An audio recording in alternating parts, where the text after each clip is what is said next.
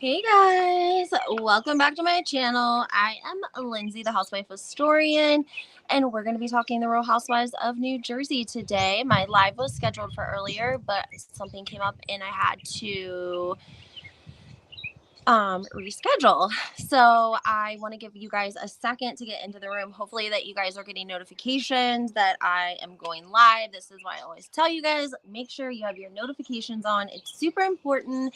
That way you don't miss any time that I'm going live, when I might have gossip or tea that is hot.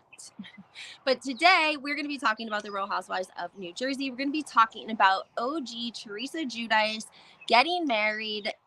Bravo doing an entire episode dedicated to her and Louis' wedding. That's a big deal for Bravo. But I want to know what you guys think. I want to chat in this live. I want to know your guys' opinion. So I hope all of you guys are ready and you have your keyboards out.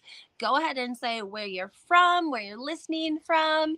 If you are loving Teresa's wedding, please, why don't you guys grade her wedding on a typical grade scale from A to F? Okay, A plus, B plus, C minus. What do you guys think in general, as an overall, how Teresa's wedding event / special aired? What did you guys think of it as a whole? Because I've gotten a lot of different opinions online. Now, we also had Randall Emmett's special run last night, and we're going to save that for a different video if you guys watched that. Sherry says she looked beautiful and she looked so happy. LL Nut says, didn't watch it. Should I? I mean, it's up to you if you want to watch it. Let's get into some of it. Some of the things that we noticed. What are some things that you guys noticed that caught you off guard? Before we get into all of that, though, guys, of course, everything in this video is alleged and said for entertainment purposes only. And go ahead, hit the like button. It's a great way to support my channel. It helps get my algorithm up, get my video out. I'm always trying to go. You can find me on Instagram, HW Historian with the number 2, and then also Twitter and TikTok. Okay, let's get into this. First of all, what is something that surprised you about the wedding in general? While I discuss a few things. One of the things I want to touch base on is Teresa's glam team. We see Priscilla's not her stylist. She is her makeup artist. We've seen her sporadically throughout the years, even on episodes before. I think that she's always gotten a great response from viewers as it pertains to Priscilla. She's very cute. She's very uplifting. She's very pretty. And she's one of those girls that, like, she doesn't gatekeep the cuteness, right? If there's like a new trend, you know how like there might be like a new trend or a way that girls are putting their hair in a bun that's like super cute, but they gatekeep it and they won't let you know how they do it. Priscilla doesn't remind me of one of those people. She reminds me of, I have a friend actually that I met at David and Kim's event in New York City. Well, I didn't meet her. She was late coming in, but we started chatting and she's like a gorgeous, gorgeous model, but she doesn't gatekeep the information. She shares it. And that is what makes a girl's girl, right? Sorry about this wind. We can let it pass. Of course, it's windy, but it's so beautiful outside today that I could not help but come out and film with you guys. Beautiful weather that we're having. I wanted to enjoy it, of course. Sometimes we'll just get a big gust of wind and then it'll stop. So we'll just suffer through this one shortly.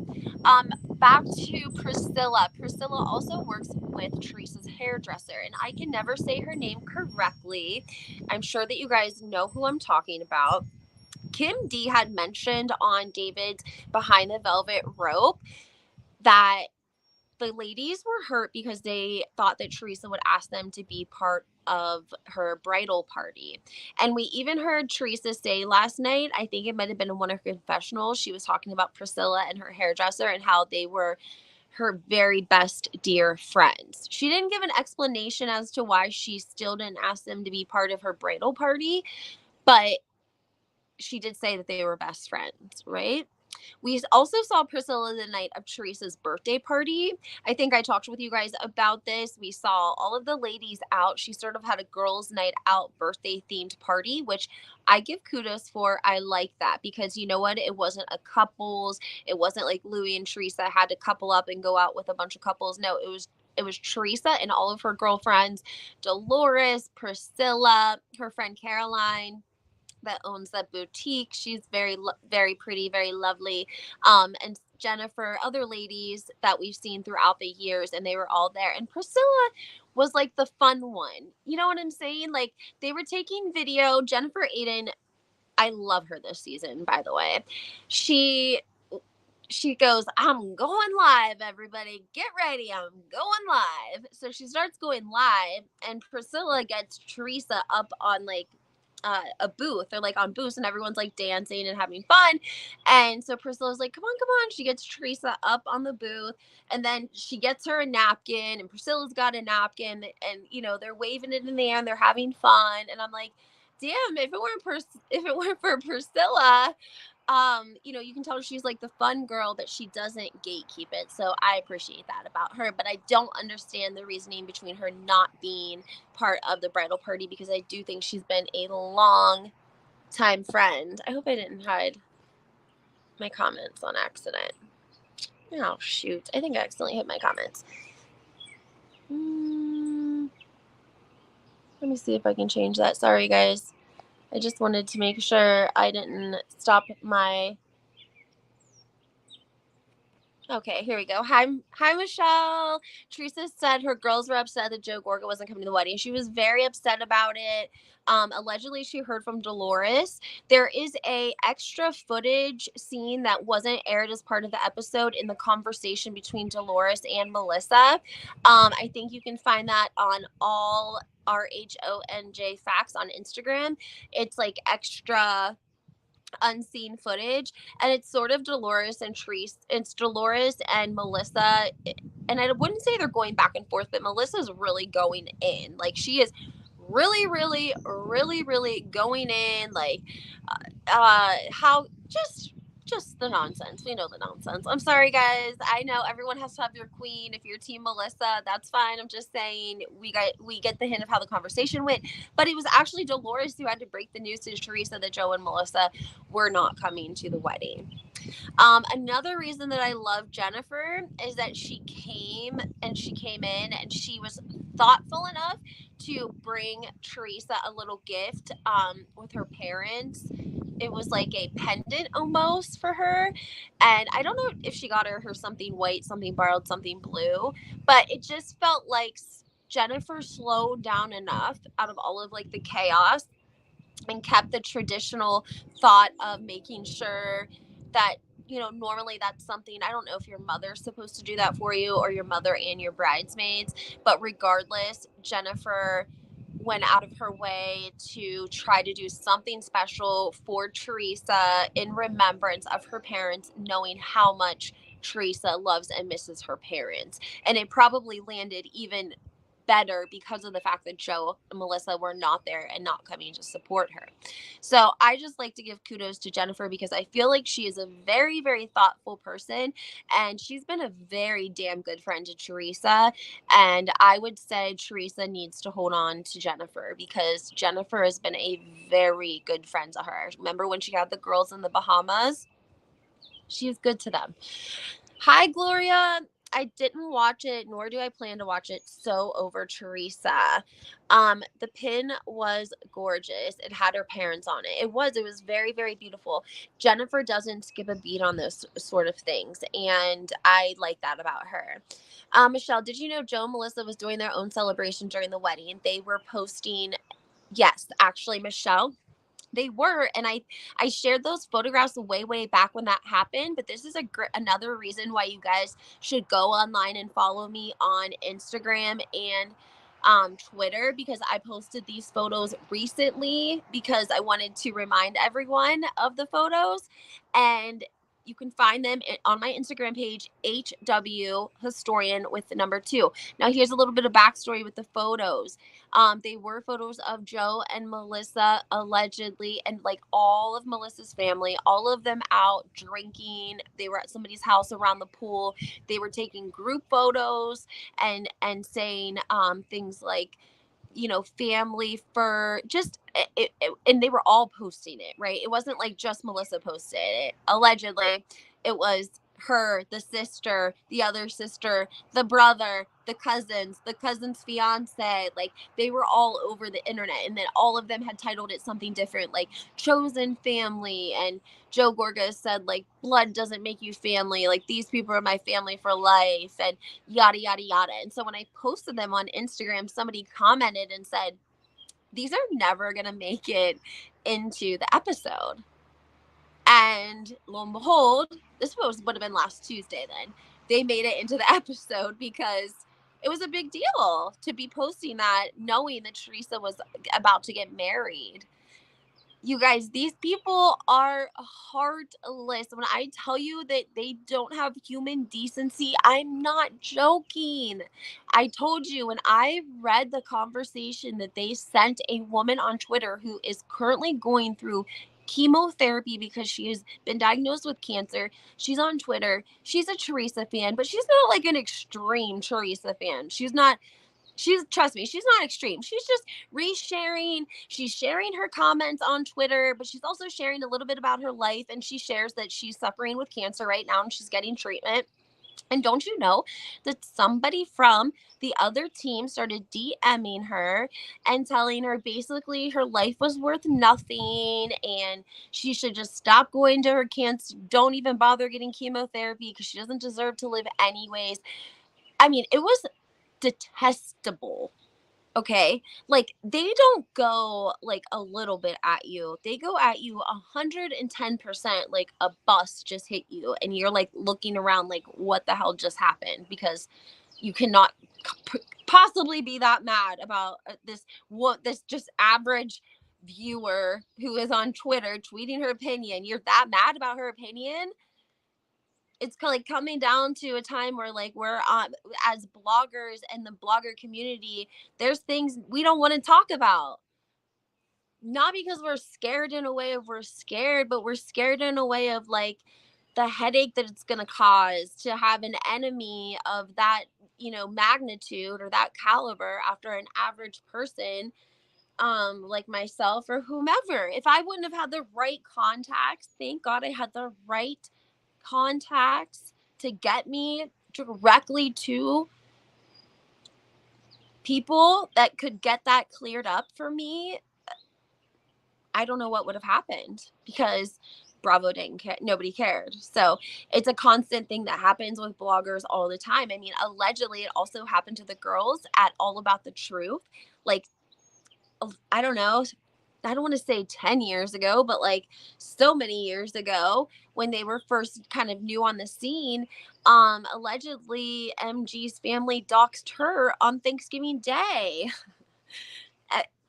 I don't know. It's like their MO. So at this point, everything is so um so tense, even in the blogger world, even on Instagram, even on Twitter. It's so tense. I don't think executives know what to do, but they had an opportunity here, in my opinion, to do a 2 or 3 part special of the wedding. I don't feel like we got a whole lot of the wedding.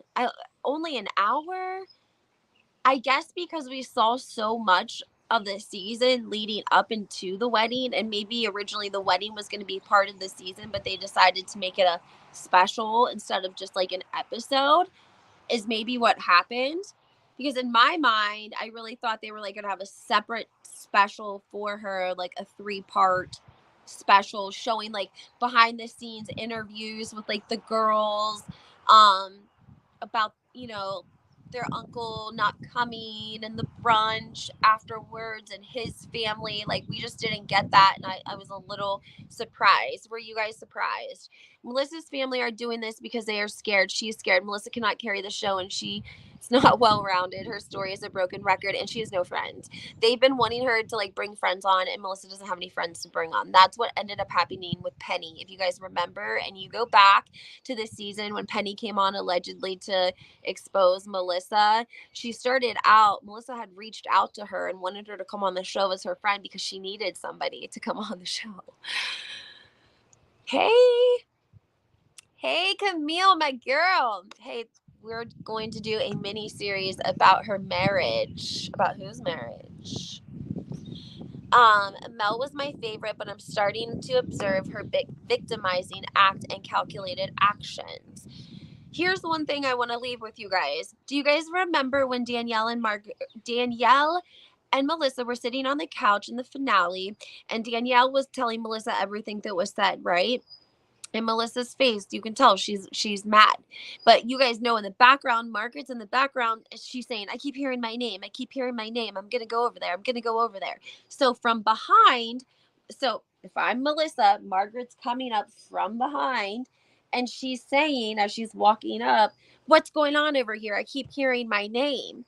And Melissa pivots, looks up with her with eyes of death, and says, oh, we're just talking about your friend Laura. Like, saying without saying, here we go again, Margaret, because you went around and told your best friend about everything that happened with Nick. Now I'm dealing with this shit at the season finale right now as we speak. It's about to blow up. It's about to go down, Margaret. Thanks.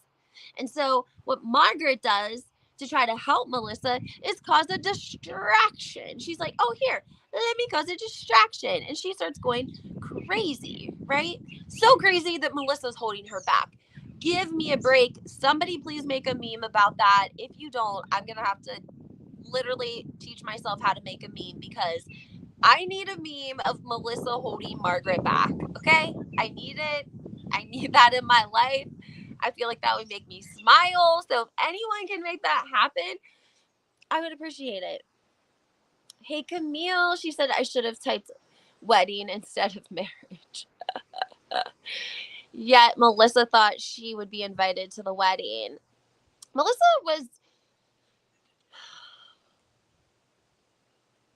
Well, we heard, I mean, you guys heard the word. You heard the word that allegedly Margaret told them behind the scenes that Teresa was getting her own show.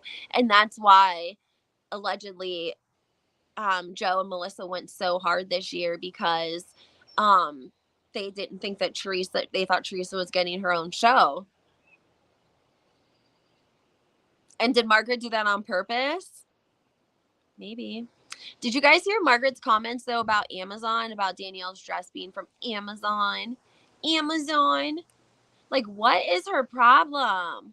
I think that is, like, so shitty. And you guys know, originally, the shorts that she had on that Jackie made fun of came from Envy. And Danielle, as a favor to Melissa, trying to be a girl's girl, because for some reason, I'm not quite sure, Danielle likes Melissa.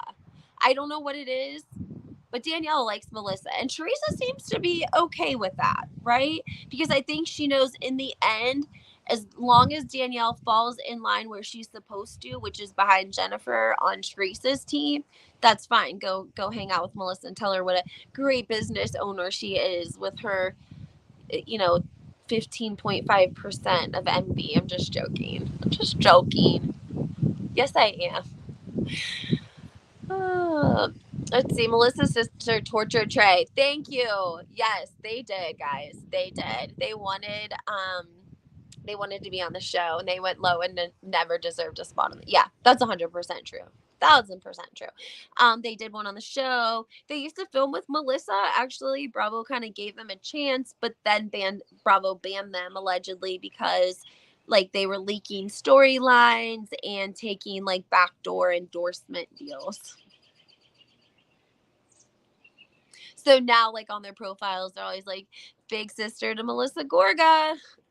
They're very beautiful women, though. It's terrible that is how they have operated all of these years. If you guys go back, I did a series. There was an article that was posted right before Melissa joined the Real Housewives of New Jersey. And it's an example of how MG and her family, the military, have been online for over a decade under anonymous and fake accounts trying to push a narrative. And it has been non-stop. They are a well-oiled machine. There's not one of them. There's not two of them. There's a lot of them, okay? And they all are almost like fangirls of Melissa's a little bit. You know what I'm saying? Like they're her family, but they like love her and they fangirl her a little bit. You know what I'm saying? Like they were on her podcast once and she asked them like, "Is it weird that you like had a cousin that was like normal and then all of a sudden famous?" And they were like, "Oh my gosh, it's so the best." Camille says, "Can we talk about how horrible Andy is for shouting at Trey? I'm over him treating her so poorly at the reunions." I agree with you. Something is going on. I don't know what it is. I felt like the times that Andy mentioned Teresa in his book were lightweight disrespectful. The way he spoke about her season 13 being her last season, and we had heard nothing about it being her last season ever. Actually, we had heard the opposite, that she might be getting a spinoff with Louis and the kids. It doesn't make a lot of sense to me. I don't know if he's separating himself because what I've explained to you guys, and I'm hoping that I'm explaining it so that you guys can understand it. Okay, there are a lot of people that love Teresa Giudice. They love her. They will stand with her. They will support her. They, you know, even when she's wrong, they will tell you that she's right. Okay, and that whatever. Everyone does their own thing, right? And they are loyal to her. She has a great fan base, but she has added somebody to the team, and the team never really got to vote on the new captain, right? And he is all of a sudden here, and now we no longer have Teresa. We have a package now. We have a Teresa and Louis. So if you're riding hard for Teresa, it's like you got to be riding just as hard for Louis because they now have become one, you know, instead of him maybe hanging out in the backgrounds and like staying out of the drama or slowly working his way in or whatever the case may be.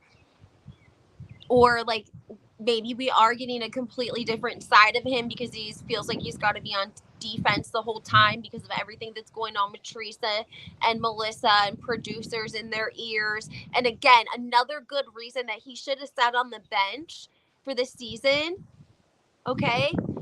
And served water, because you don't know what you're doing. Like nobody knows what they're doing when they first go on reality TV. They don't like, you learn as you go. I mean, you can be as prepared as possible, but like, one, you have Teresa who's been doing it for 13 years, so she knows the ins and outs of it, and you have him who's been doing it for 0 years. And is he going to take all of her advice? Do you get a little bit of a, not a chauvinistic vibe from him, but like an old school vibe where like men know more than women just in general? Like, I mean, I feel like she probably can't even really express or correct things that he does because he probably would get pissed off about it. So I think that people, I'm not saying that Teresa fans don't like Louis or that Louis is a bad person. I'm just saying that you can't put Louis and Teresa on the same level and expect fans to go just as hard for Louis as they do for Teresa just because they got married. Because he wasn't necessarily fan approved for her, okay? Especially towards the end. We have an ex that is not went away, okay? The freaking wind's blowing. Camille, he's a total woman hater. Irony. He won't get called out for it. But I think Andy's distancing himself is what I think he's doing, because any other time, Andy loved Teresa. Teresa was one of Andy's favorites. Guys, go back. Go back and remember. Even when Joe went away and she was like kind of hanging out with that young kid, and there's like those pictures of them holding hands or whatever coming out, like Andy loved Teresa and he was rooting for her. But I think, again, if Louis is starting to make himself look like, I'm not saying disqualified, but like he's becoming less and less credible, right? Can we agree that we think that, like, with the whole um investigation and files on everyone and this private investigator and all of this stuff, like, and we see it fit on camera twice, him say that this happened, and then he goes on Watch What Happened Live and says that it didn't happen, and then we have Andy Cohen go on a podcast and tell the two girls that he was shook because the answer that Louis gave at the reunion was different than the answer that he gave at Watch What Happens Live. The wind's gonna blow right now. I feel like the wind knows I'm like mad, and it's like helping me shut the F up and not say what I want to say. So Andy goes on to this podcast. It's two girls in an office, I think, and says that he's shook. He's shook because Louis gave a completely different answer on Watch What Happens Live than he did at the reunion. He didn't give us the answer at the reunion, what he said, but he just said that they were completely different, right? So this is starting to take away his credibility a little bit, because now we're like, okay, did you lie? Did you not lie? Did you say it by accident? Did you not say it by accident? And when he starts to lose credibility, but Teresa's still co-signing for him, then people start to look at her sideways. Like, you're not losing credibility. Like, we love you. Like, we don't want to, like, take what he does out on her because it's not her fault. Like, I feel like Louis is a very separate entity of himself. Like, I doubt that he goes to Teresa with business dealings and asks her opinion on things. I just don't see that. I could be completely wrong on how their financial situation and business or deals work. Kim D said not good. I guess, like, there was issues with the jewelry guy or something. I don't know. All I'm saying is people love Teresa. People will support Teresa. They will support her four girls. They will support Juicy Joe. And look at the stigma behind felons, especially in the Real Housewives community and with viewers. And they love to, like, put people down for being felons. And yet Juicy Joe, people love Juicy Joe. They still have a lot of respect for him, right? He did his time, yada, yada, yada. He can't come back to America. He's in the Bahamas. He's working. He started from the bottom. He basically didn't have shit when he got out of prison. Nothing, because he couldn't go back to the U.S. And people have respect for him, and they still appreciate him, and they still like to see him here and there on their TV screens or when he's posting with the kids in the Bahamas. So it's possible to do shitty stuff and viewers still appreciate and like you, right? But Louis, we didn't get to see the other side of him. He's had to come in so strong and, like, so protective because of everything that Teresa's going through, and he's trying to kind of find his way on the show, and he's new, that I think we're probably not getting a very good, I don't want to say edit, but we're probably not getting a great narrative on him. Felon doesn't equal evil. They committed a financial crime, so they had to pay it back, and they did it via or they didn't do it to be malice. I completely agree. I'm all about people having a second chance. Hello. Hashtag felons lives matter. Joking. This comment says, bland, no point to it out. I make obvious. I'm entitled to my own opinions. Pathetic. Try to point out something that is already obvious. Let's see here. Kenton was actually hired. Bo is a friend of decades. It could be Bo just did it for his friend. Absolutely. I think so too. I just think that it's very weird that they would, like, make sure to mention that he was coming to the wedding. And the conversation with Jennifer and Dolores and Louis and Teresa was uncomfortable. If you go back and rewatch the scene and rewatch Jennifer and Dolores's reaction when Louis says, I have a file on everyone, they look at each other like, what the is this dude talking about? Because that would be like you going into somebody's home, and them coming out talking about how they have a file on you. You would feel uncomfortable, don't you think? I felt uncomfortable. It felt uncomfortable. Like, why do you have a file on me? What? Like, what if you're mad at Joe Gorga? I mean, we know there's plenty of dirt there. Okay, tell me you have a file on Joe Gorga. Tell me you have a file on Frank Catania or Joe B or Margaret. But why are you saying I have a file on everyone? Like all y'all. What? And now it's not true? Now it's not, you just said it? We just had a whole conversation about it, but it's not true? And you just said it on accident because you were mad the night before, and so the next day you were still just as mad and decided to lie twice, lie back to back about it? Because basically a kind of, if we break it down, is that a lie? Is it a lie? I don't know. I'm just saying, I love Teresa. I stand Teresa. I stand Namaste Bitches.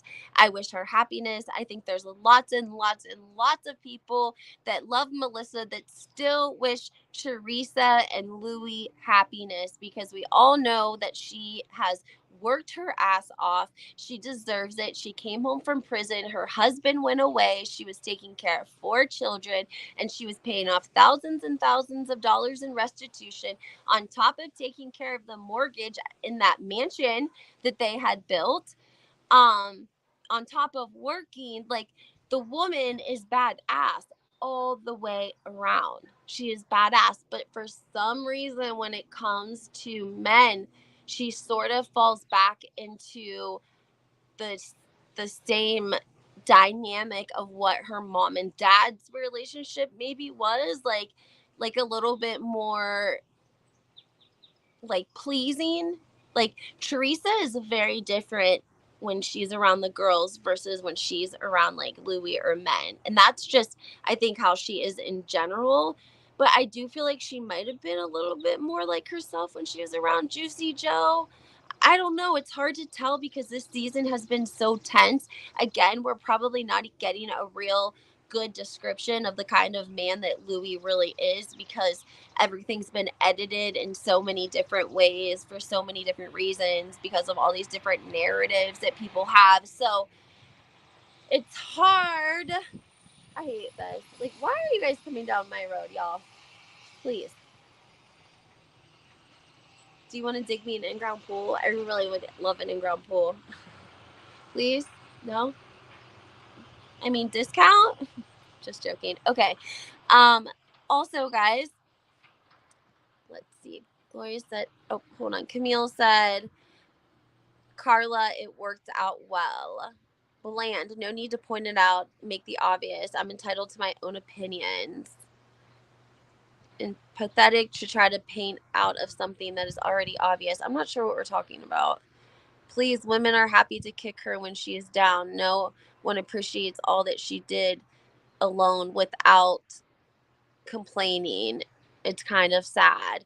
Totally, Teresa's a fun housewife, honestly. Without her, I don't think they would have had survived. I don't think so either. They put them on the map. If you guys remember when Juicy Joe came home from prison, Teresa and Juicy did an interview, and Teresa was at Watch What Happens Live and Juicy was in Italy. And they were asking questions. That's another thing that made Teresa an OG. Real quick, I'm just throwing this in there. They told us everything. Like, there really was no holding back when it came to Teresa and Joe.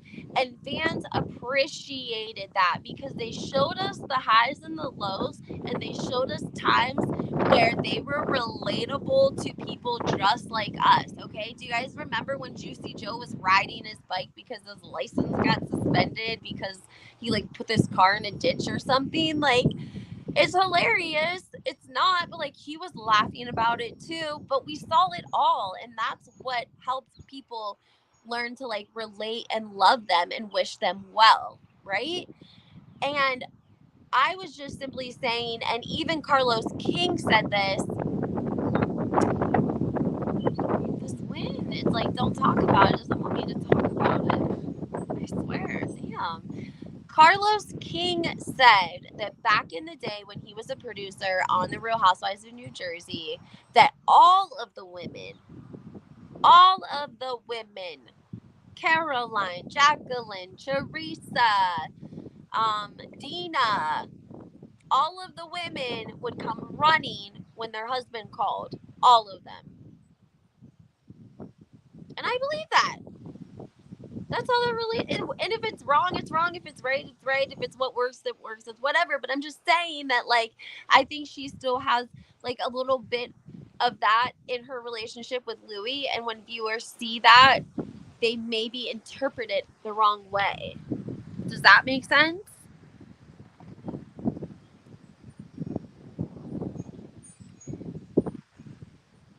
Oh, okay. It says, I'm looking forward to hearing about that. I don't know why Louis would drag the Fudas into it. They've been Switzerland. They have been Switzerland. Trey and her family, they were perfectly imperfect. And that's a compliment. Someone needs to do a deep dive on the Gorgas from the 3rd season. Girl, K Mama, I want to keep my kneecaps. Don't set nobody up for that. Ain't nobody do no deep dive on them all the way back. My God. They'd have our account shut down. But shh, there are some really old deep dives if you go way back on my videos. Now, they are my old videos, so I'm not like, as good as I might be now. But I was like the first one to start posting anything about the Gorgas, and I would get hate for it. But I want to say some of them are on my Real Housewives of New Jersey playlist. But some of them are not. You would just have to look somewhere under New Jersey. He doesn't like her. The other ladies have shared what minus Jen. It's ridiculous. Andy is a problem. Andy needs a break. Andy's tired. He looks like he needs a break. It's very funny. If only you could watch it, not jumping at each other's throats. He is very funny. Yes, I agree. I don't know. I think Teresa is badass, and I just hope that.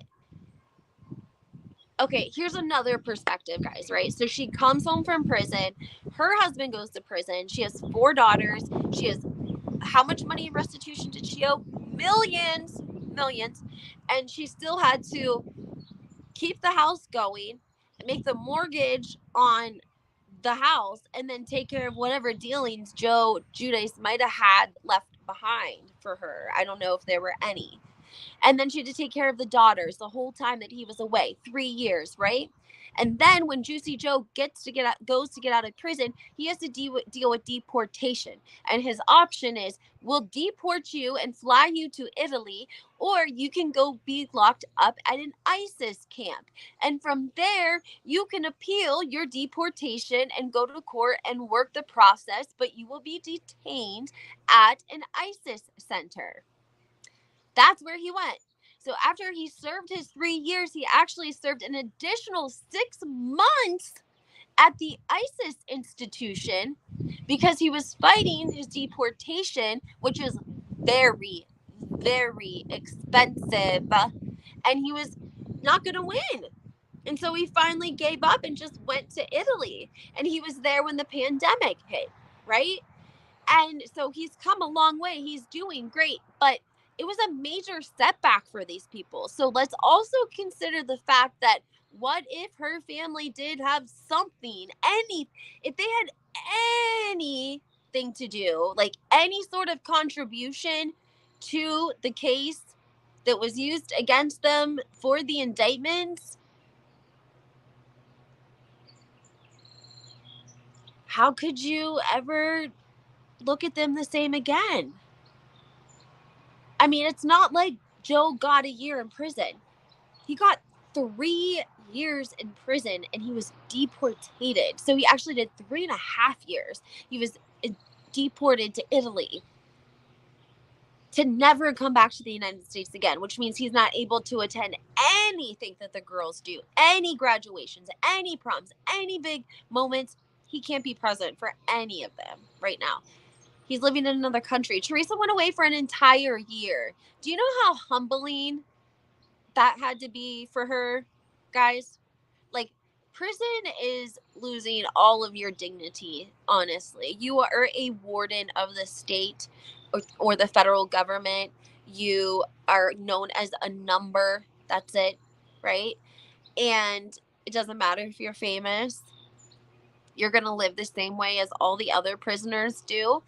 And she was away from her children for a year. And let's talk about the fact that there's a very big difference between men who are incarcerated and have children on the outside versus women who have emotional, natural, motherly instinct to be with their children, to be separated for a year. It's a big deal. It is a big, big, big deal. So if they had any hand in helping this woman, Monica, who I just posted about this on my Instagram, she allegedly is a woman who was representing Juicy Joe's ex-business partner who was pissed off and wanted his money and had claimed that Joe Gorga or Joe Giudice had signed his name to some loan or something along those lines. That wasn't good enough. Allegedly, Monica worked and worked and worked to get enough evidence to take it to the FBI for them to see the fraud that was being committed, because they allegedly didn't see it at first, and go from there. So in my mind, I think that probably what has happened was Joe was likely probably giving the information to Monica, because Monica showed up at Joe and Melissa's Christmas party. Do you guys remember this? We've talked about this. She showed up with who? Kim G. And they made her leave. Remember? They made her leave. Teresa and her had words earlier at the courthouse, allegedly. And she showed up to the big Christmas party that Joe and Melissa were throwing. And so Joe and Melissa tell her she has to leave, and they truly act to the audience as if they have done this amazing act out of loyalty and love to his sister. They have asked this woman to leave their charity event, okay? Then we find out that they had been doing business with Monica since like 2004, 2005. There's like all these documents of like business deals allegedly. Oh my gosh, I feel like I'm talking and telling you guys too much. I'm going to have to delete this afterwards because I don't want my account shut down. I don't want to get hit with a cease and desist. I feel like I'm saying too much. Camille, am I saying too much? Tell me to be quiet. Camille's saying, I can't believe what she went through. It's the size of the rocks people threw at Teresa. She came back bigger and better, including her hair. I loved her hair. Jacqueline wrote a statement to Carlos King regarding the difference between the feds and the IRS. I love that. I'm going to check that out. Thank you, K Mama. Camille says, I'm not going to get hit with a cease and desist. Are you sure? Because it like doesn't take a lot for them to get mad at me. Right? And I'm tired of getting hacked. Anyways, allegedly, by Monica's own admission and statements in magazines that I've posted, I should just read it to you guys, and then that way I feel like I have less of a legal liability if I'm just reading the article straight to you instead of giving you like the highlights of it. But you can read the full article. See, the wind's telling me. Be quiet. Do you remember in the earlier seasons when they had the physical fight, Melissa was consoling Joe by saying, Teresa, yes. Let's talk about this. Thank you for reminding me. Michelle. Thank you, thank you, thank you. So, there is an account on Instagram. I want to say it's like Barbie something, BARBI 47. If you guys go onto my Instagram, you'll definitely, I share her stories all the time because she shows really great clips. So back when they were in St. George on vacation, let me give you a little detail. It was Teresa, Juicy Joe, Kathy, Wakili. I think Rosie was there. Richie was there. Al was there. Caroline was there. And Melissa and Joe. And a fight. No, I'm sorry. Yeah, it was like George. A fight happens. Joe Gorga throws his glass. It breaks everywhere, and he storms off to the bedroom. And of course, Melissa follows along because she's like, I got to get control of him. Oh, obviously, he's drunk. I don't want him to make an ass out of himself. So she gets him to the hotel room, but they're still mic'd, and they're like kind of mumbling back and forth, talking shit. And Joe says something along the lines like, that piece of shit deserves to be in prison anyways. And then Melissa like co-signs it with something else, allegedly. This is what the clip shows. Fast forward to the reunion that year, Teresa and Joe had their legal indictment served to them after these statements were made by Joe and Melissa. So when Joe and Melissa go to the reunion, Andy says, Joe Gorga, do you feel bad now that there's like a legal indictment against your brother-in-law, and your sister? Do you feel bad now about saying that his ass deserves to be sitting in prison? And Joe Gorga's like, oh, yeah, I'm so sorry I said that. I don't even know why I said that. I feel so terrible. And Juicy Joe looks at Joe Gorga like, he goes, you said it? I thought she said it. Like, his feelings were hurt. Like, he expects Melissa to say something like that, but he doesn't expect his brother-in-law, who's been doing dirt with him for years and years and years, who he's taught everything he knows, right? This is kind of like a Rick Hilton, a Rick Hilton and a Mauricio Yermansky situation, right?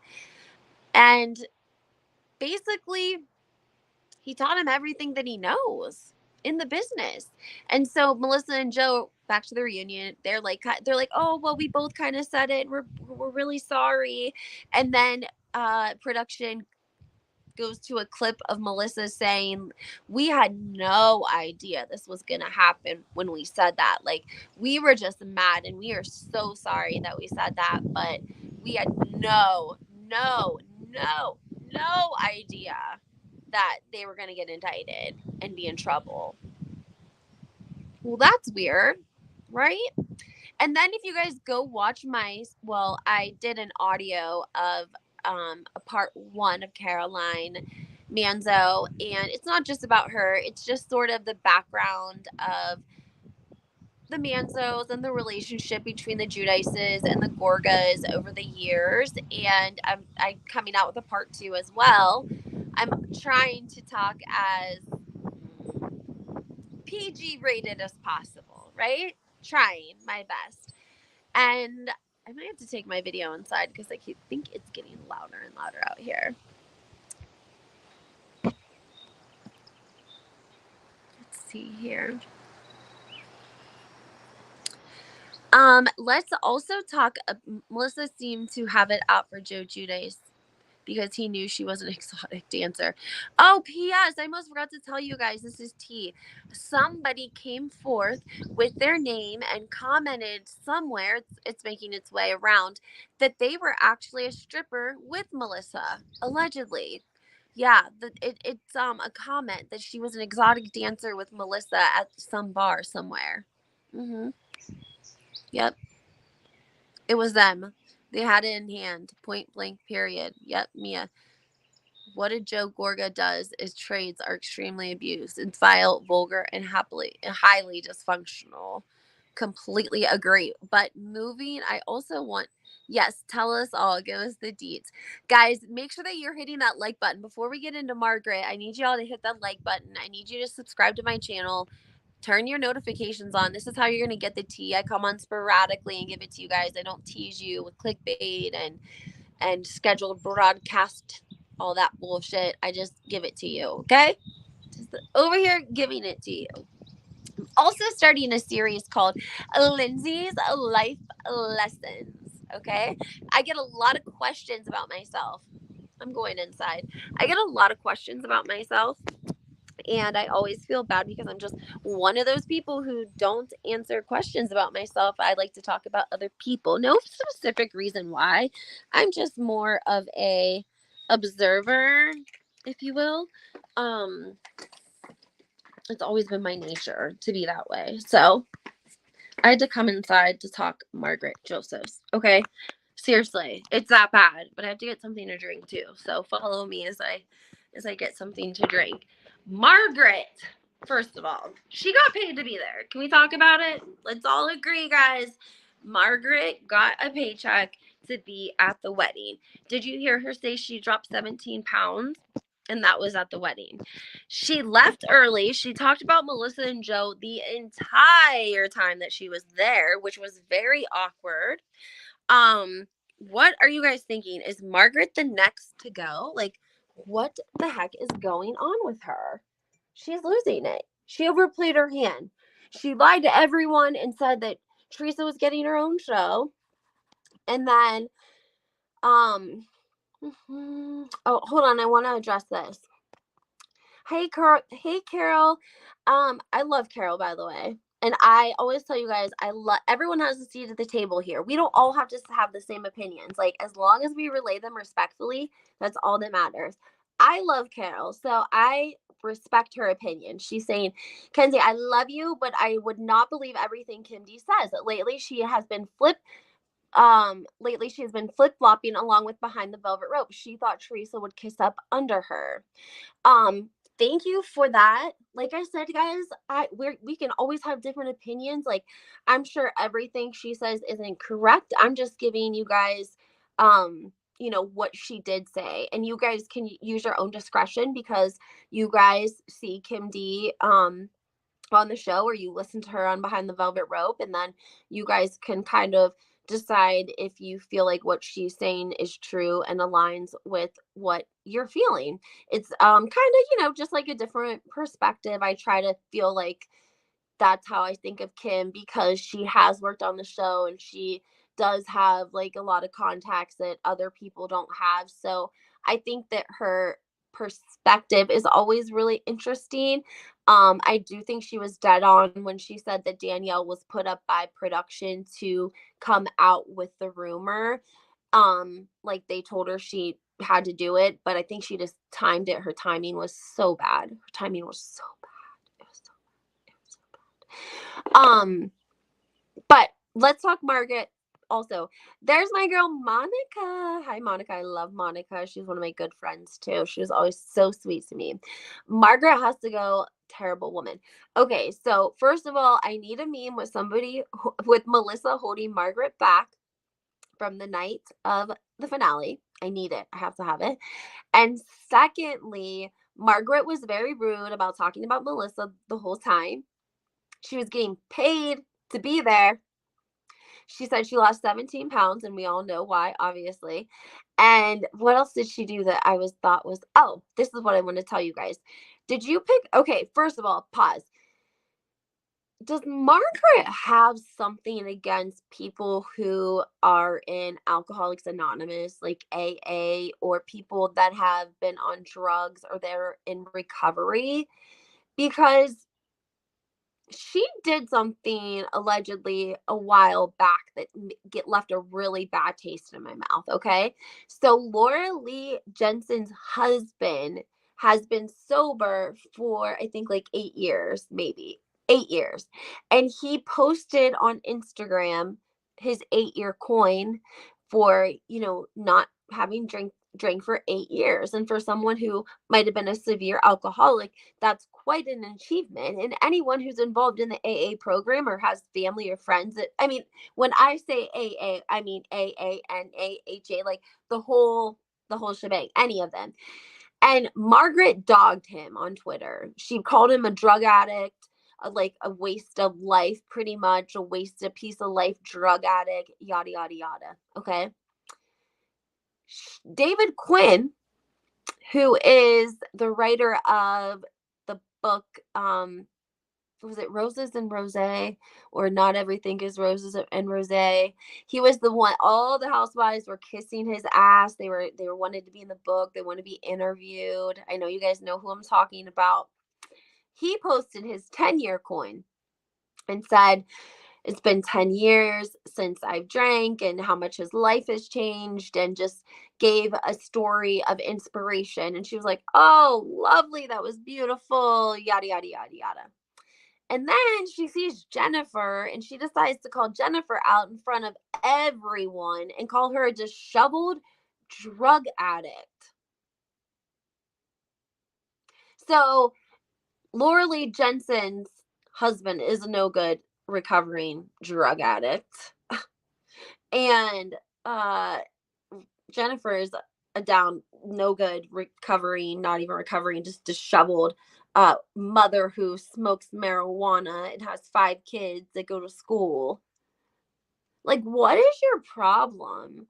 I feel like she needs to be what are the groups for people that have like people in AA? What is it called? Like, I can't remember the name, but it's for families that are dealing with, what is it? Al-Anon. Al-Anon. I feel like Margaret needs Al-Anon, okay? I feel like Margaret has a resentment against her mother for her years of, maybe, I don't know if you would call her mother an alcoholic or not. I don't know. We all know that she was a single mom in the 70s, and to her own admission, she was partying a lot, and Margaret was young and she was around it. And so I think that Margaret has all these resentments against her own mother for her drinking, and maybe her denial of her over drinking. And so therefore she projects that onto other people. But she's dead wrong for doing that to Jennifer. And that's for a lot of reasons. When you have 5 children and you have children in the school district, that's the type of stuff that gets you disbarred from going on like field trip vacations and stuff like that. That's when like some parents will snub their nose at you and be like, oh, my kid's not going somewhere where they smoke marijuana. Like, you don't do that. And that was so, so shitty of her. I also loved when Jennifer at the finale said, first of all, Jennifer did need, I wish she wouldn't have cried. I wish she would have just gave it to Margaret, all of it, gave it everything that she had.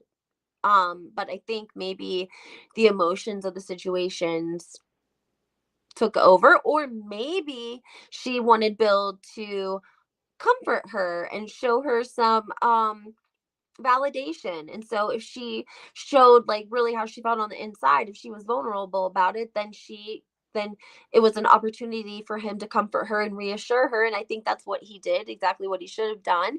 And then she was able to come back upstairs. But before that, she was yelling about Laura, and she was saying, she sang like a bird, Margaret.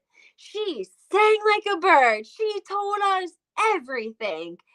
I was dying. Margaret's veins were popping out of her head like, damn, Margaret, you're gonna have a heart attack. She's like upset, upset, upset, upset. Monica May says, sorry, I got a little close to the screen there. I think so too. At least it seems that way, especially after she called T out for being mad about Marge and Jen F left her wedding early. What the F? That's so shitty. Comment before. Let me get caught up here. Sorry, I missed some comments. Mia says, I think Marge would have given anything in the world to stop Marge Sr. to stop drinking when she was a child. Marge Sr. admits to getting blackout drunk with Marge Jr. while she was a toddler. That's so terrible. I think Marge's problem is she thinks too highly of herself. She calls out Jen, Teresa, and Cabral for what they can be, but I don't know what her problem with pot is. Mia says she's absolutely right. Marge is mad at her mom. Yeah. Teresa and her girls looked amazing. She had Texas hair, but she carried it off. The wedding looked beautiful and fun. Yes, Jamie. Teresa, listen. I used to be known as great hair and then my last name. Okay. Everyone, great hair and then say my last name. I loved her hair. I love big hair. She pulled it off. It was amazing. And people are talking about it. And you know what? Like when someone's like, "Oh, I'm like weird," and they like kind of shy away. I'm like, I love weird people. Like, I mean, there's a fine line between like eccentric and like over the line, but like people that are just a little bit unconventional or free thinker, if you will. Those are my kind of people, okay? Like I love creative people. I love people that don't fall into the box. So Teresa's one of those people, right? She's like, I like my hair big. I'm Jersey. I picked the biggest mother effing crown in the store, the most expensive one, put it on my head and make it work. And she did. And people are still talking about it a year later. Like, yes, her and Tamara had the same wedding dress designer, and maybe the first dress that Teresa wore did look a little bit similar to Tamara's dress, but Teresa rocked it. Teresa is still being talked about. Like, you will forever remember the vision of Teresa in her wedding dress and that huge hair and her tiara. Like, I don't remember Tamara really at her wedding, right? So I wish that we would have gotten a little bit more of the special. I would have liked to have seen more behind the scenes with the girls, maybe maybe Louis' family. That's where I was going. That's where I was going. Okay, back to Marge and the whole problem with the alcohol thing. Louis' father, what did he say, guys? He is 7 years sober. So now you have Dave Quinn, 10 years sober. You have Laura Lee's husband, 7 years sober. And now you have Louis' dad, who is 7 years sober from drugs and alcohol. And you have Margaret, who hates anyone that drinks. I don't know about, I think smoking is fine. That's what it seems to be with her. Like anything that's like, I don't know what I can say. I don't want to like be demonetized or whatever. We can just call it like, I don't know, seagrass or something. Like she's cool with whatever. If seagrass makes cookies, she's cool with that. Seagrass makes cupcakes, whatever, she's good. But maybe it's like the alcohol that like triggers her PTSD from her childhood, because I think that part of that is also like when Jennifer gets drunk, you can see her PTSD starts to get triggered and she starts to fall into that dysfunctional child mode of communication because she doesn't realize it, because she's not there yet emotionally or in tune enough or whatever to know what's happening. But that's what's happening is she's having the same emotions that she had as a child, just with a different person. And so she's just falling back into that inner child.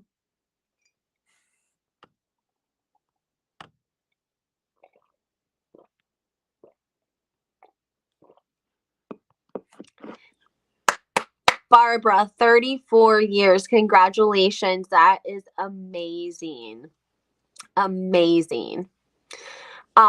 We recently had a girl graduate from, I can't share obviously too much because of HIPAA, but we do graduations for some of the ladies that take part in a program that is for chemical dependency and it's through like children's services, and it's an intense program. They have to call every day. Like it's intense for over a year, but they do it, and they end up successful and they graduate. And one of the girls graduated and her grandma was there and she had 51 years.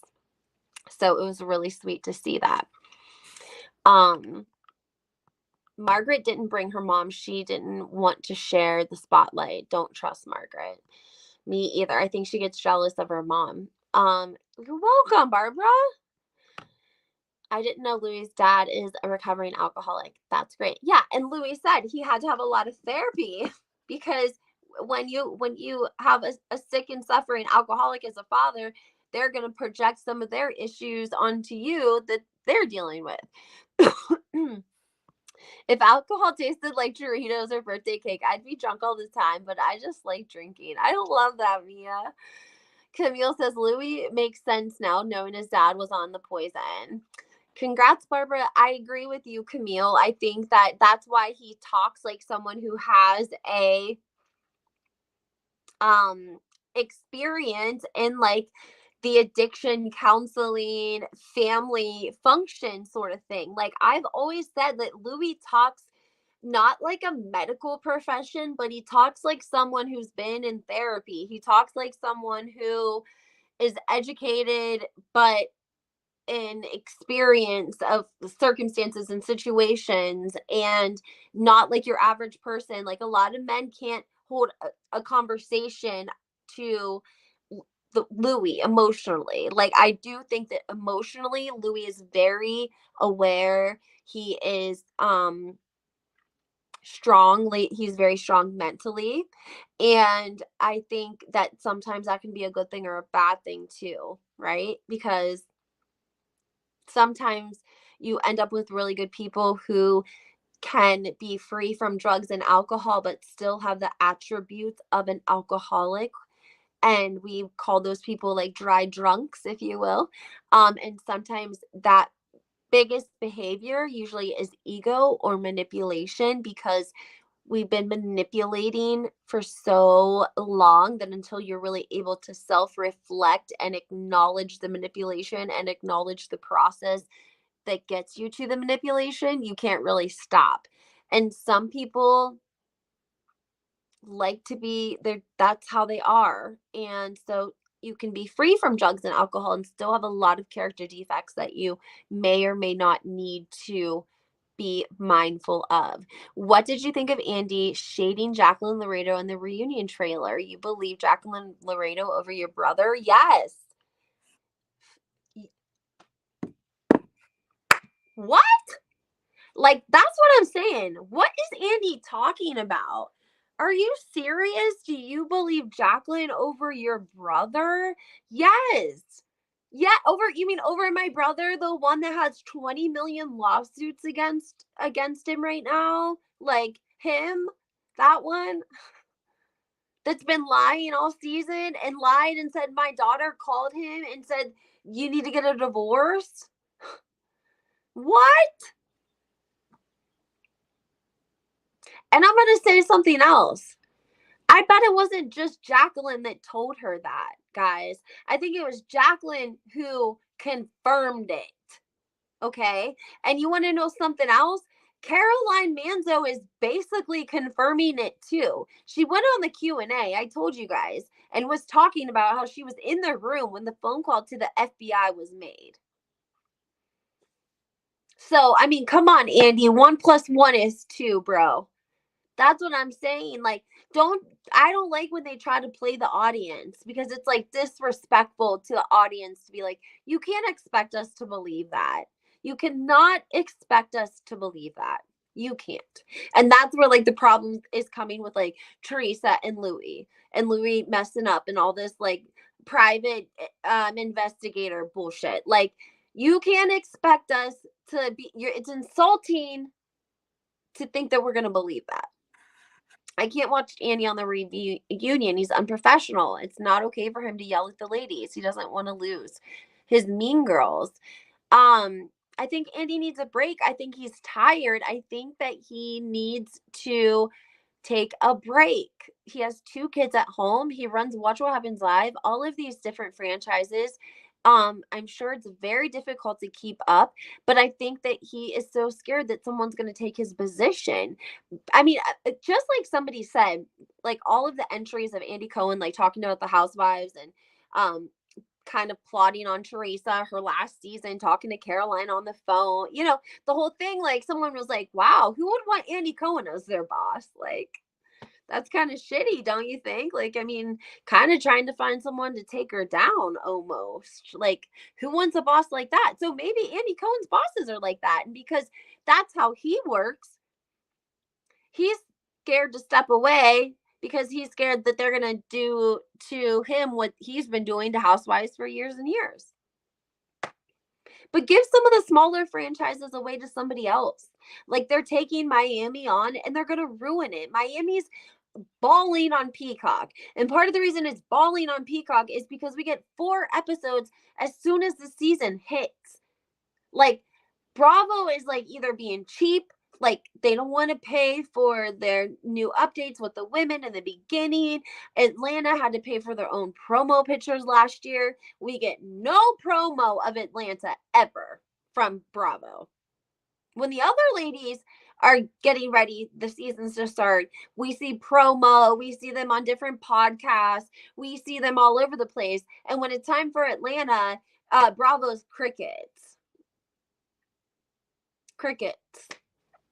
Andy Cohen needs to take a break. He's tired. He's tired. He's got 2 kids. Watch What Happens Live. It needs to be revamped, okay? It needs to be cleaned.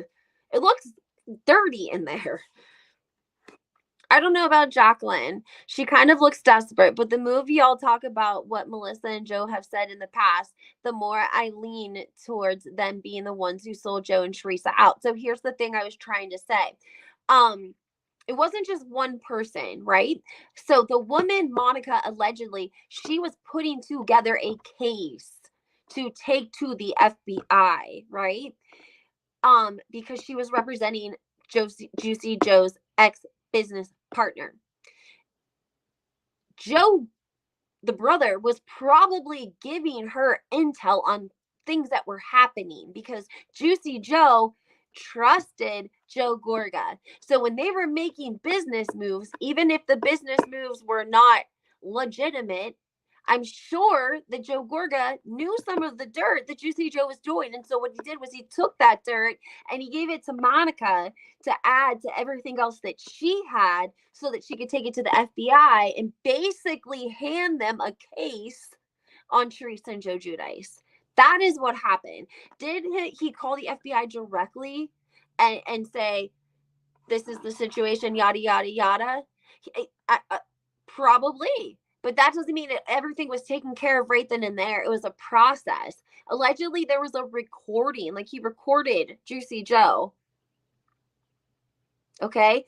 And this is what makes it difficult, too. When you go through a trial, you get a process of what is called discovery, because you have the right to know what evidence the state or the federal government has that they're using to prosecute you.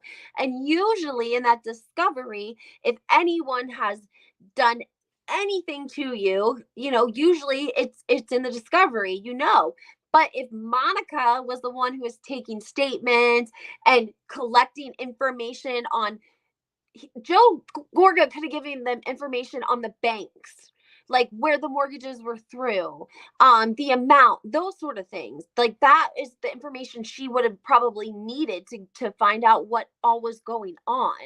And no, they have 4 4-wheelers and 2 Mercedes and this, and they added this on, and they didn't have a permit for this when they did this, and they had this shipped, but so it wouldn't have been once. It wasn't like, hey, hi, you've reached the FBI. Oh, hi. My name's Joe Gorga. I'm just calling because I'm worried for my sister, and she's married to this thug, this gangster.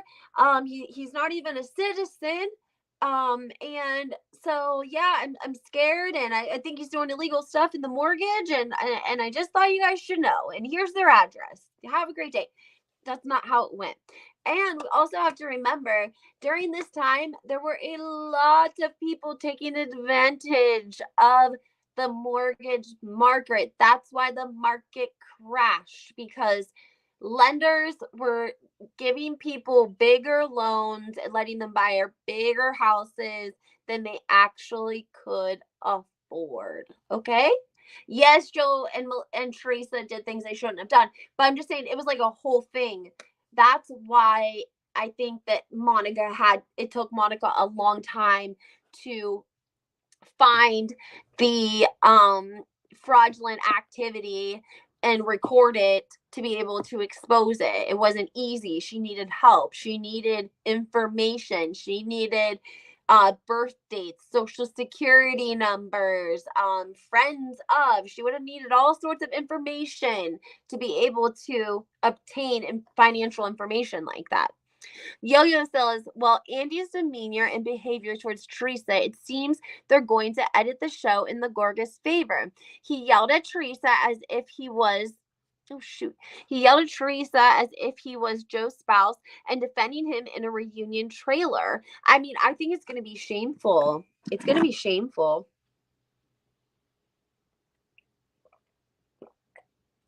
I understand this. Understand this. You have a lot of fans for Melissa and Teresa. Oh, I'm sorry, Melissa and Joe. Joe has fans, Melissa has fans, and then they have Joe and Melissa fans together. And then you have Teresa fans, right? Teresa being almost bigger than the franchise. One, I don't think Andy Cohen likes to hear that. Okay.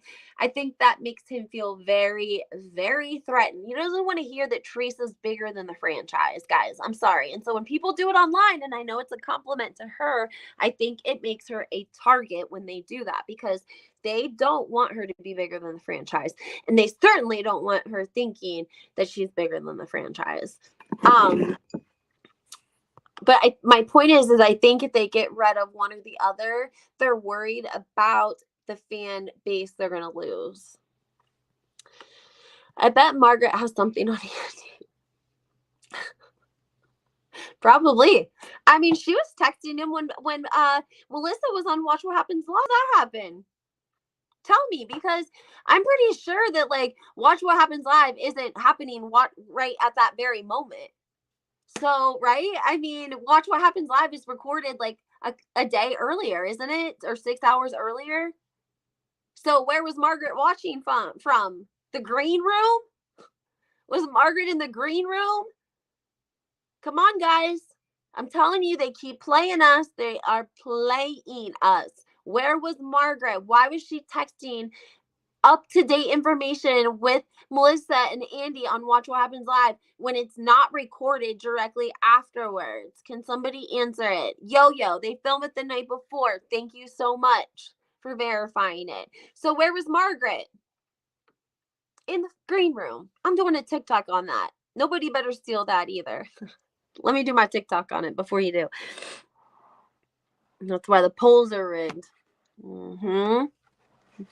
Margaret and Andy do the line together. I think that they're doing a lot of lines down there in New Jersey, but that's just my opinion. If you don't know a lot about that sort of thing, but sometimes it's easy to spot when you know, you know. And I don't know. I just kind of got the feeling there was a after show with a couple of the housewives, and I kind of got the feeling that they might have been doing a little skiing on the slopes before they got there. I wonder if you guys thought the same thing or not. So what do you think about the venue, the wedding? I thought it was gorgeous. Oh, everything was gorgeous. It was gorgeous. It was gorgeous. I think it's what I think the best Bravo wedding for sure out of all the weddings, out of Camille Grammer, out of all the weddings. She killed it out of the park. It was beautiful. I felt bad that everyone was hot.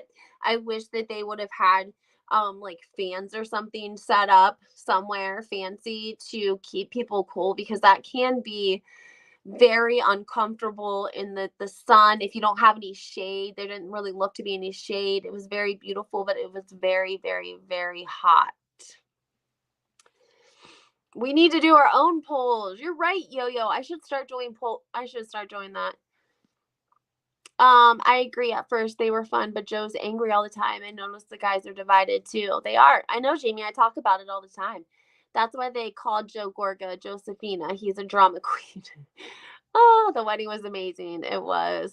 I like how Teresa celebrates life despite her issues. Is it me, or does Joe look like he was high at the reunion trailer? He deserved everything she wanted. She did. She surely did. And her girls looked amazing. And her girls love her. Do you notice that? Like, her daughters, they love their mother. And she said it was like, remember when she said like me and my girls they're just protective of me because we've been through so much together. They have a different bond. And this is what I think sometimes Melissa and her family, or even like Melissa fans, don't always like consider the difference in the relationship, because that would be like taking Joe out of the equation at Melissa and Joe's house and him just being gone. for 3 years and her alone with the children. Can you imagine? It sort of creates a different bond. They didn't have a typical um life growing up. Did they have a good life growing up? Did they have a privileged life? Absolutely. But they also had some bad things happen too. And I think it bonded them differently than maybe the average mother and daughter, because her daughters love her so much and they are all like successful, which is really surprising. Like, I always say this about Dolores and Frankie Sr., like both of their children, they're like 2 for 2. How do you have both of your kids be successful? Because I feel like in families nowadays, you don't get two successful children. Like, you don't get all of it. Like, there's got to be an ugly duckling or someone who fails college. I mean, I don't know. There's just usually one that it gives you a hard time, right? So I just think that if they are 2 for 2, Dolores and Frank, I wanted them to write a parenting book, like a co-parenting book. And then also I wanted to see Teresa's daughters, 4 of them. Are they all 4 going to be like amazingly successful? Gia's already graduated college, which I feel like she graduated early. She's doing something with law and immigration, which I think is freaking amazing. We have Melania, who is at school. She's killing it. She's volunteering, doing activities that involve like at her school, helping with other kids maybe that are, have some learning disabilities. She's very cute, always doing TikToks, always happy, always supporting her family, loving her mom, loving her dad, just being a great girl, it seems like, spending time with her stepbrother. And then the 2 younger ones, I think Gabriella is like the dancer, or is it Adriana? One is super into dancing and she's gonna go away to college and dance her probably little toes off, but all successful. And so I have to say that we have to remember children are somewhat a result of their environment. And so if Teresa's children are killing it and they're in college and they're winning and they're graduating school and they're taking on roles and doing big things, then she's doing something right. She was by herself those 3 years, but she was doing right, because look at how amazing they're turning out. And they have like good hearts. And that's what I like about it, is that like it's not that Melania just volunteers at this, nursing home after school. No, she's like working with children like Nicholas, her stepbrother, and like helping them with, like, one time I think they were doing karate, or like it's meaningful, right? Like, I love to see people that have a heart to serve. Like, I love to serve too. Like, I that's just how I am. And when you have that sort of heart and you're doing it out of a good place with like good intentions and you're sincere, then people see that. And so that's why I think that you can see what a good person Melania is, what good children Teresa has. People don't know Bo is who Bo is. I'm older, but he's very well known. um, he was he's like a retired police officer, private detective. He's very big in the private investigator world. And that's why it was strange too, guys. Like, okay, you know him. Okay, he has a file on you. Oh, he's also coming to our wedding.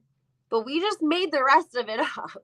Wait, what? He's coming to the wedding and he has a folder on all of us and he's coming to the wedding, and then all of a sudden, oh, we didn't mean that we had a folder. We just meant he was coming to the wedding. Like, that's awkward. Does anyone else feel like that's awkward? Like, let's rethink about that scene. You're having breakfast at your friend's house before her wedding, and this big fight ensued the night before, and it's you and the other bridesmaid and the bride, and you're, just trying to hopefully de-escalate things and just try to see where Teresa's mindset is. And then here comes Louis, and he just blurts out that his friend Bo has a file on everyone on the cast. You can see Jennifer and Dolores look at each other sort of like, what? do you mean? And he doesn't say like, oh, I have a file on the people I need to have a file on, like he said everyone, as if to let them know, like, I have a file on you guys too, just so you know. And they were like, they didn't know what to say. And Teresa's like, yeah, he's like coming to the wedding, coming to the wedding. Okay. Like, we don't care if you have files on everyone, but like, don't say it twice and then say, oh, I was just joking. I was just upset. Like, what? And then Andy Cohen said that he gave a completely different answer at the finale. I don't know, guys. I don't know. I'm just saying. I want to see people love Teresa. Teresa, I feel like Juicy Joe let Teresa do her thing when it came to the Housewives, right? Like, he let her do what she wanted in that perspective. She wrote, you want to write a cookbook? She writes a cookbook. Like, she did all of that. He supported her along the way, took care of the kids, went to the book signing, yada, yada, yada. And I'm sure that it's very nice to have somebody hands on, right? Louis there. She has a companion. She's not just a woman by herself trying to, make business decisions, yada, yada, yada. But at the same time, I'm scared he's not going to make good decisions for her. I'm just scared, like, what if his decision making skills as it pertains to her profession are not, he doesn't have an experience, Like, I say this all the time. Get a publicist, like, get a manager, spend the money. Don't do this. Don't make these decisions blind. Like, you need someone to help navigate, especially in a situation like this. Like, now nobody's getting paid because they're on pause, right? So get a professional to help you figure out what direction to go, because I don't know what is going to happen with this franchise. It's wild, but make sure you guys are leaving your comments. Bo said he wasn't hired by Louis. Exactly, Carolina, but he is a friend, so it's kind of like he could have just did it for free, And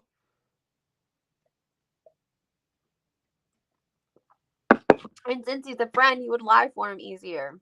But that's what I'm saying. Who cares? If you had a friend that was an amazing private investigator, and you had a situation like Louis where someone's looking up information on your ex and posting it, and you want to know who's doing it, you're going to go to your friend Bo, like, what's going online? All these stories keep coming out from my ex, but I don't know who's leaking them. Can you figure this out? Yada, yada, yada. He comes back. Oh, it's this lady, Margaret. Da, da, da, da, da. This is what I found on her. Oh, really? Well, what can you find on her husband? Like, I get it. I probably would have done the same thing too, but don't lie to us. Don't lie to us and expect us to believe it when it clearly is a lie. They did well on the Sherry Shepherd show. Fuda gave free tile. Should he not have?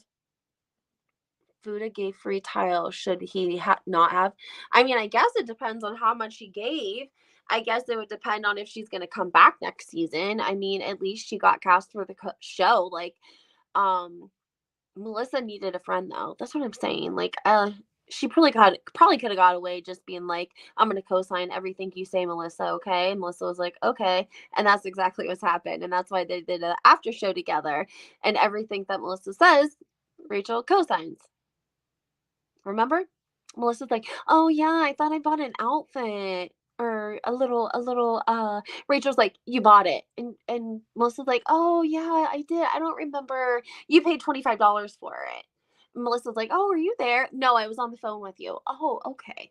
Yeah, it's like, okay, we know that. So now we have Margaret, who has her best friend co-signing everything, so much so that no one even wants to watch what happens live, because the questions, if there was anything about Margaret, she was not going to say anything derogatory, and she was going to say the same statement that she says every time, that she's been friends with Margaret for 30 years, and she's not going to talk bad about her. Like, okay, on to the next, guys. I mean, like, we can't just be having all these people that form alliances. Like, if your loyalty is that strong to this person, then you don't belong on the Housewives. Sorry, you just don't. That's not fun. And now we have Fuda who has a undying loyalty to Melissa.